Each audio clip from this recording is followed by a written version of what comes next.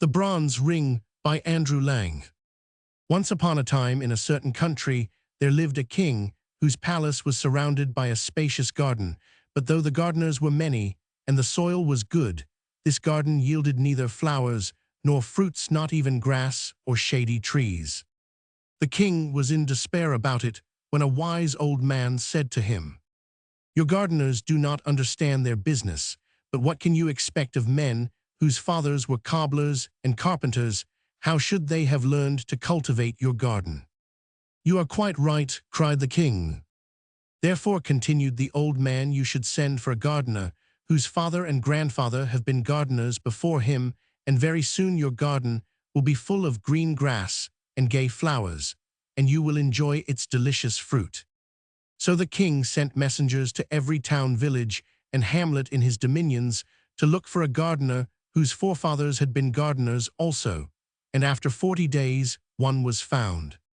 "Come with us and be gardener to the king," they said to him. "How can I go to the king?" said the gardener, "a poor wretch like me?" "That is of no consequence," they answered. "Here are new clothes for you and your family." "But I owe money to several people." "We will pay your debts," they said. So the gardener allowed himself to be persuaded and went away with the messengers, taking his wife and his son with him. And the king, delighted to have found a real gardener, entrusted him with the care of his garden.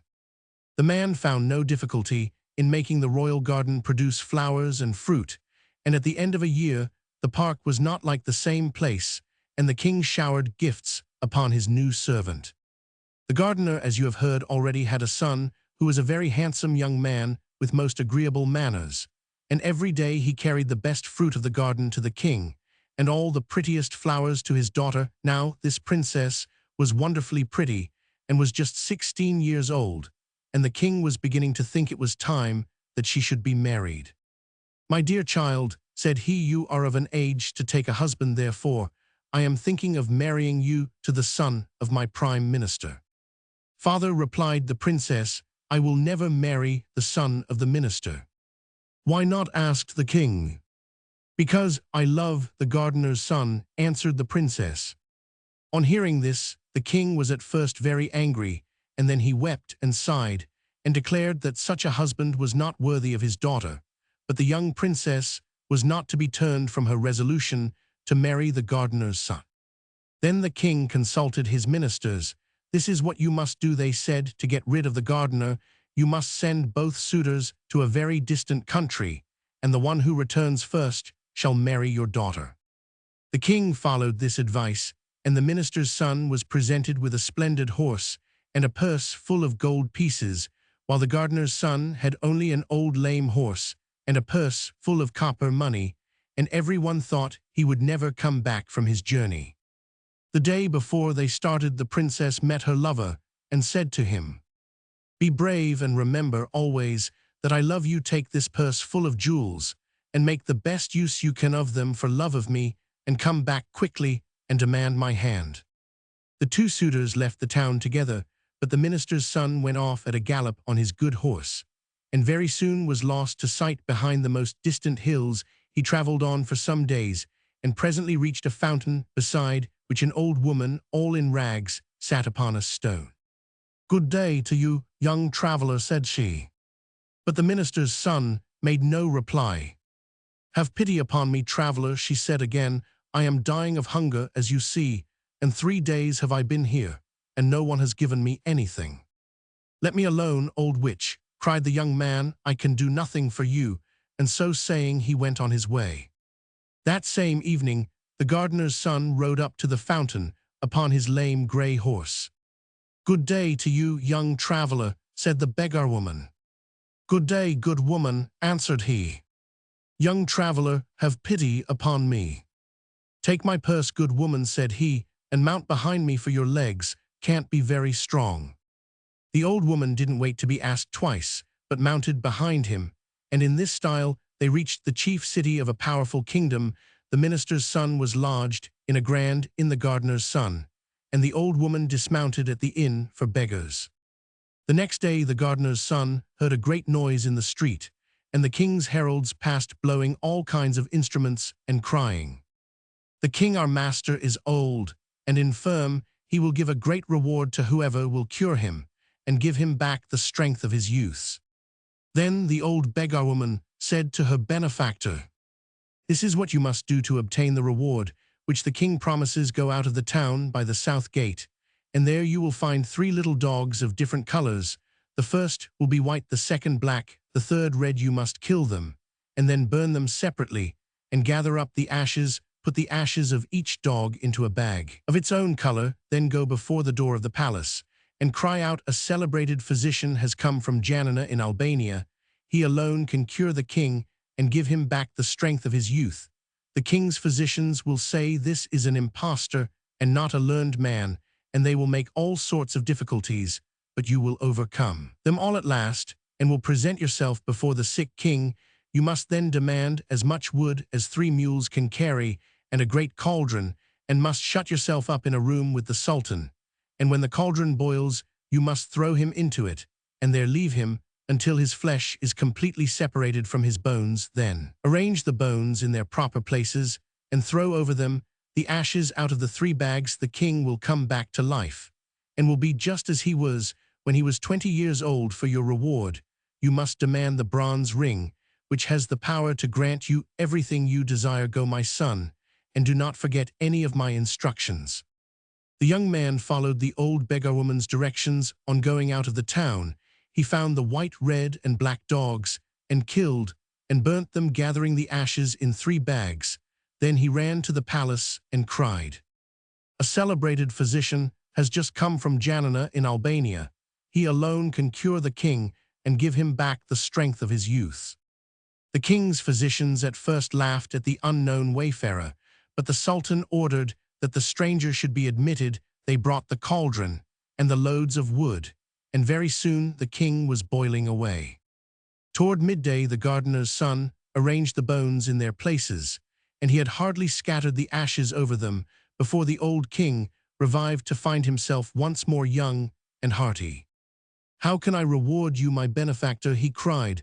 "Will you take half my treasures?" "No," said the gardener's son. "My daughter's hand." "No." "Take half my kingdom." "No, give me only the bronze ring, which can instantly grant me anything I wish for." "Alas," said the king, "I set great store by that marvelous ring. Nevertheless, you shall have it," and he gave it to him. The gardener's son went back to say goodbye to the old beggar woman. Then he said to the bronze ring, "Prepare a splendid ship, in which I may continue my journey. Let the hull be of fine gold, the masts of silver, the sails of brocade. Let the crew consist of 12 young men of noble appearance, dressed like kings. St. Nicholas will be at the helm. As to the cargo, let it be diamonds, rubies, emeralds, and carbuncles." And immediately a ship appeared upon the sea which resembled in every particular the description given by the gardener's son, and stepping on board he continued his journey. Presently he arrived at a great town, and established himself in a wonderful palace. After several days he met his rival, the minister's son, who had spent all his money, and was reduced to the disagreeable employment of a carrier of dust and rubbish. The gardener's son said to him, "What is your name? What is your family? And from what country do you come?" "I am the son of the prime minister of a great nation, and yet see what a degrading occupation I am reduced to. Listen to me, though I don't know anything more about you. I am willing to help you. I will give you a ship to take you back to your own country upon one condition. Whatever it may be, I accept it willingly. Follow me to my palace." The minister's son followed the rich stranger, whom he had not recognized. When they reached the palace, the gardener's son made a sign to his slaves, who completely undressed the newcomer. "Make this ring red-hot," commanded the master, "and mark the man with it upon his back." The slaves obeyed him. "Now, young man," said the rich stranger, "I am going to give you a vessel which will take you back to your own country." And going out, he took the bronze ring and said, "Bronze ring, obey thy master. Prepare me a ship, of which the half-written timbers shall be painted black. Let the sails be in rags, and the sailors infirm, and sickly. One shall have lost a leg, another an arm. The third shall be a hunchback, another lame or club-footed or blind, and most of them shall be ugly and covered with scars. Go, and let my orders be executed." The minister's son embarked in this old vessel, and thanks to favorable winds at length reached his own country. In spite of the pitiable condition in which he returned, they received him joyfully. "I am the first to come back," said he to the king. "Now fulfill your promise, and give me the princess in marriage." So they at once began to prepare for the wedding festivities. As to the poor princess, she was sorrowful and angry enough about it. The next morning at daybreak, a wonderful ship with every sail set came to anchor before the town. The king happened at that moment to be at the palace window. "What strange ship is this," he cried, "that has a golden hull, silver masts, and silken sails? And who are the young men like princes who man it? And do I not see St. Nicholas at the helm? Go at once and invite the captain of the ship to come to the palace." His servants obeyed him, and very soon in came an enchantingly handsome young prince, dressed in rich silk, ornamented with pearls and diamonds. "Young man," said the king, "you are welcome. Whoever you may be, do me the favor to be my guest, as long as you remain in my capital." "Many thanks, sire," replied the captain. "I accept your offer." "My daughter is about to be married," said the king. "Will you give her away?" "I shall be charmed, sire." Soon after came the princess and her betrothed. "Why, how is this?" cried the young captain. "Would you marry this charming princess to such a man as that?" "But he is my prime minister's son." "What does that matter? I cannot give your daughter away. The man she is betrothed to is one of my servants." "Your servant?" "Without doubt. I met him in a distant town, reduced to carrying away dust and rubbish from the houses. I had pity on him, and engaged him as one of my servants." "It is impossible," cried the king. "Do you wish me to prove what I say?" "This young man returned in a vessel which I fitted out for him, an unseaworthy ship with a black battered hull, and the sailors were infirm and crippled." "It is quite true," said the king. "It is false," cried the minister's son. "I do not know this man." "Sire," said the young captain, "order your daughter's betrothed to be stripped, and see if the mark of my ring is not branded upon his back." The king was about to give this order when the minister's son, to save himself from such an indignity, admitted that the story was true. "And now, sire," said the young captain, "do you not recognize me?" "I recognize you," said the princess. "You are the gardener's son, whom I have always loved, and it is you I wish to marry." "Young man, you shall be my son-in-law," cried the king. "The marriage festivities are already begun, so you shall marry my daughter this very day." And so that very day the gardener's son married the beautiful princess. Several months passed. The young couple were as happy as the day was long, and the king was more and more pleased with himself for having secured such a son-in-law. But presently the captain of the golden ship found it necessary to take a long voyage, and after embracing his wife tenderly, he embarked. Now in the outskirts of the capital there lived an old man who had spent his life in studying black arts, alchemy, astrology, magic, and enchantment. This man found out that the gardener's son had only succeeded in marrying the princess by the help of the genii who obeyed the bronze ring. "I will have that ring," said he to himself. So he went down to the seashore and caught some little red fishes. Really, they were quite wonderfully pretty. Then he came back, and passing before the princess' window, he began to cry out, "Who wants some pretty little red fishes?" The princess heard him and sent out one of her slaves, who said to the old peddler, "What will you take for your fish?" "A bronze ring." "A bronze ring, old simpleton, and where shall I find one?" "Under the cushion in the princess' room." The slave went back to her mistress. "The old madman will take neither gold nor silver," said she. "What does he want then?" "A bronze ring that is hidden under a cushion." "Find the ring and give it to him," said the princess. And at last the slave found the bronze ring, which the captain of the golden ship had accidentally left behind, and carried it to the man, who made off with it instantly. Hardly had he reached his own house, when taking the ring, he said, "Bronze, ring, obey thy master. I desire that the golden ship shall turn to black wood, and the crew to hideous negroes, that St. Nicholas shall leave the helm, and that the only cargo shall be black cats." And the genie of the bronze ring obeyed him. Finding himself upon the sea in this miserable condition, the young captain understood that someone must have stolen the bronze ring from him, and he lamented his misfortune loudly, but that did him no good. "Alas," he said to himself, "whoever has taken my ring has probably taken my dear wife. Also, what good will it do me to go back to my own country?" And he sailed about from island to island, and from shore to shore, believing that wherever he went everybody was laughing at him, and very soon his poverty was so great that he and his crew and the poor black cats had nothing to eat but herbs and roots. After wandering about a long time, he reached an island inhabited by mice. The captain landed upon the shore and began to explore the country. There were mice everywhere and nothing but mice. Some of the black cats had followed him, and not having been fed for several days, they were fearfully hungry and made terrible havoc among the mice. Then the queen of the mice held a council. "These cats will eat every one of us," she said, "if the captain of the ship does not shut the ferocious animals up. Let us send a deputation to him of the bravest among us." Several mice offered themselves for this mission and set out to find the young captain. Captain said, "They go away quickly from our island, or we shall perish every mouse of us." "Willingly," replied the young captain, "upon one condition, that is that you shall first bring me back a bronze ring, which some clever magician has stolen from me. If you do not do this, I will land all my cats upon your island, and you shall be exterminated."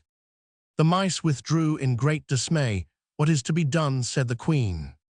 "How can we find this bronze ring?" She held a new council, calling in mice from every quarter of the globe, but nobody knew where the bronze ring was. Suddenly, 3 mice arrived from a very distant country. One was blind, the second lame, and the third had her ears cropped. "Ho, ho, ho," said the newcomers, "we come from a far distant country. Do you know where the bronze ring is which the genie obey?" "Ho, ho, ho, we know an old sorcerer has taken possession of it, and now he keeps it in his pocket by day and in his mouth by night. Go and take it from him, and come back as soon as possible." So the 3 mice made themselves a boat and set sail for the magician's country. When they reached the capital, they landed and ran to the palace, leaving only the blind mouse on the shore to take care of the boat. Then they waited till it was night. The wicked old man lay down in bed and put the bronze ring into his mouth, and very soon he was asleep. "Now what shall we do?" said the 2 little animals to each other. The mouse with the cropped ears found a lamp full of oil and a bottle full of pepper, so she dipped her tail first in the oil and then in the pepper, and held it to the sorcerer's nose. "Atisha, Atisha," sneezed the old man, but he did not wake, and the shock made the bronze ring jump out of his mouth quick. As thought, the lame mouse snatched up the precious talisman and carried it off to the boat. Imagine the despair of the magician when he awoke, and the bronze ring was nowhere to be found. But by that time, our 3 mice had set sail with their prize. A favoring breeze was carrying them toward the island, where the queen of the mice was awaiting them. Naturally, they began to talk about the bronze ring. "Which of us deserves the most credit?" they cried all at once. "I do," said the blind mouse, "for without my watchfulness our boat would have drifted away to the open sea." "No, indeed," cried the mouse with the cropped ears, "the credit is mine. Did I not cause the ring to jump out of the man's mouth?" "No, it is mine," cried the lame one, "for I ran off with the ring." And from high words they soon came to blows, and alas, when the quarrel was fiercest, the bronze ring fell into the sea. "How are we to face our queen," said the 3 mice, "when by our folly we have lost the talisman, and condemned our people to be utterly exterminated? We cannot go back to our country. Let us land on this desert island, and there end our miserable lives." No sooner said than done. The boat reached the island, and the mice landed. The blind mouse was speedily deserted by her 2 sisters, who went off to hunt flies. But as she wandered sadly along the shore, she found a dead fish, and was eating it, when she felt something very hard at her cries. the other two mice ran up. "It is the bronze ring, it is the talisman," they cried joyfully, and getting into their boat again, they soon reached the mouse island. It was time they did, for the captain was just going to land his cargo of cats, when a deputation of mice brought him the precious bronze ring. "Bronze ring," commanded the young man, "obey thy master, let my ship appear, as it was before." Immediately the genie of the ring set to work, and the old black vessel became once more the wonderful golden ship. With sails of brocade, the handsome sailors ran to the silver masts and the silken ropes, and very soon they set sail for the capital. Ah, how merrily the sailors sang as they flew over the glassy sea. At last the port was reached. The captain landed and ran to the palace, where he found the wicked old man asleep. The princess clasped her husband in a long embrace. The magician tried to escape, but he was seized and bound with strong cords. The next day, the sorcerer, tied to the tail of a savage mule loaded with nuts, was broken into as many pieces as there were nuts upon the mule's back. One.